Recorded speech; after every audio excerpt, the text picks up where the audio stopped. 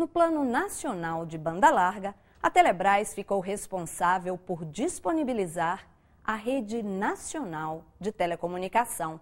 A meta era atender 4.278 municípios até o fim de 2014, mas apenas 612 foram contemplados. O motivo? Investimento insuficiente. Na Austrália, país que desde 2009 também vem ampliando a sua rede, foram previstos investimentos de quase $4.000 por domicílio.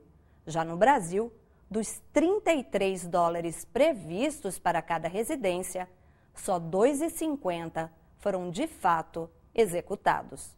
Entendemos que, a despeito de ter sido muito relevante a edição do decreto do PNBL, houve ausência de investimentos significativos na Telebrás. No início do governo do primeiro mandato da presidenta Dilma, as entidades que integram a campanha Banda Larga é um Direito Seu estiveram no Ministério das Comunicações, conversamos com o ministro Paulo Bernardo e ele chegou dizendo o seguinte: a presidenta me deu uma bronca, palavras dele, e me disse que nós vamos investir R$1 bilhão por ano na Telebrás. Desde a edição do PNBL, em 2010, até hoje, não se investiu R$1 bilhão na Telebrás. Existe uma história que eu aprendi um tempo atrás, de que quando dois navios de guerra se cruzam, eles se cumprimentam com uma salva de canhão. E no cruzamento de dois navios, um deles não deu a salva de canhão. Quando chegaram ao porto, o comandante do outro navio, que havia dado a salva, foi perguntar: por que você não nos cumprimentou? Ele disse: por 18 razões, sendo que a primeira, nós não tínhamos pólvora. Então, basta uma razão e ela se sobrepõe às outras, todas as razões para isso. Tem que ter pólvora, tem que ter dinheiro. A Telebrás, pelo balanço dela, investiu de maio de 2010, quando ela foi, pelo decreto, reativada, 685 milhões de reais, sendo que uma boa parte dessa foi para a Copa do Mundo. 685 milhões. As nossas empresas, que eu aqui estou representando, no mesmo período, investiram 108 bilhões de reais. O investimento que a Telebrás fez em 4 anos e meio equivale a 10 dias de investimento das empresas privadas. Para mim, as diversas apresentações aqui demonstram que nós temos a pólvora. Nós, o governo brasileiro e as empresas de telecomunicações. Por isso eu quero discutir as outras 17 razões.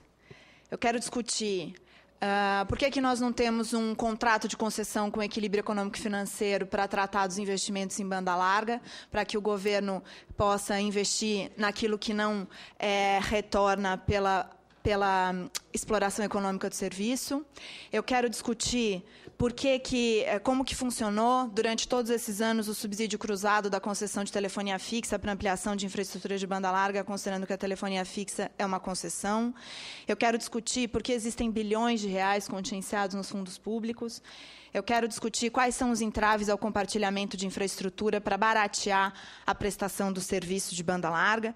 E quero discutir também por que o leilão de 700 MHz teve como prioridade a fazer caixa para o governo federal, ao invés de ampliar as metas de cobertura do serviço de banda larga móvel e a qualidade do serviço oferecido, entre outras razões. Faltavam nesse documento, no plano de banda larga, algumas definições importantes, como questão de metas mais detalhadas e, principalmente, um planejamento de horizonte temporal maior.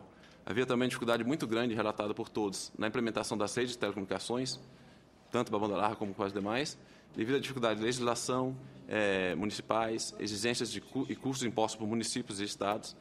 Outra dificuldade verificada foi o problema de compartilhamento de infraestrutura entre as próprias redes de serviços de telecomunicações e entre empresas prestadoras de serviços de telecomunicações e de outros serviços, como, por exemplo, energia elétrica.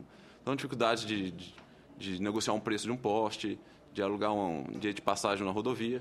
Isso foi identificado como um entrave também para a implementação das ações de banda larga naquele momento. Ninguém consegue implantar infraestrutura no Brasil, porque a demora para se conseguir a licença de uma antena ultrapassa 18 meses, quando nós precisamos colocar antenas no Brasil numa velocidade muito maior do que os 18 meses.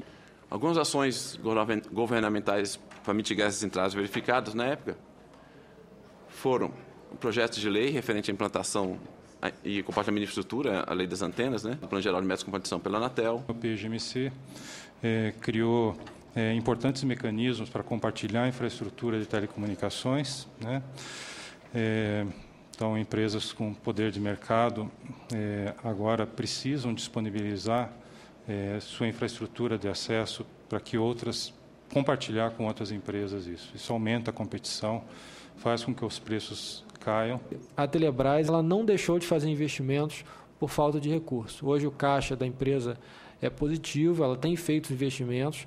O que aconteceu foi uma grande economia de recursos à medida que ela foi fazendo parcerias com outras empresas que já tinham rede e foi fazendo trocas de capacidade. Isso permitiu que a gente fizesse um uso melhor dos recursos públicos. É claro que a gente quer investir mais e vai investir. O satélite está indo adiante, é um investimento de só o satélite aproximadamente 1 bilhão e 600 milhões de reais.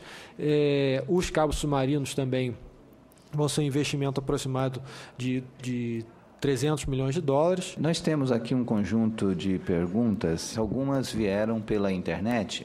Alfredo Alonso diz: olá, sendo oficialmente a Telebrás a empresa qualificada para gerir o Plano Nacional de Banda Larga, por que ela não está presente nessa audiência? A princípio ela deveria estar também, mas devido ao tamanho da nossa mesa, a gente teve que deixar fora alguns que já tinham participado das audiências anteriores, no caso a Telebrás e também a Anatel. Veja a seguir. Os participantes da audiência pública reclamam e querem que o governo use os fundos setoriais no Plano Nacional de Banda Larga. A gente precisa do dinheiro do FUST e outros recursos, Funtel e etc., para alcançar pelo menos a metade dessa meta.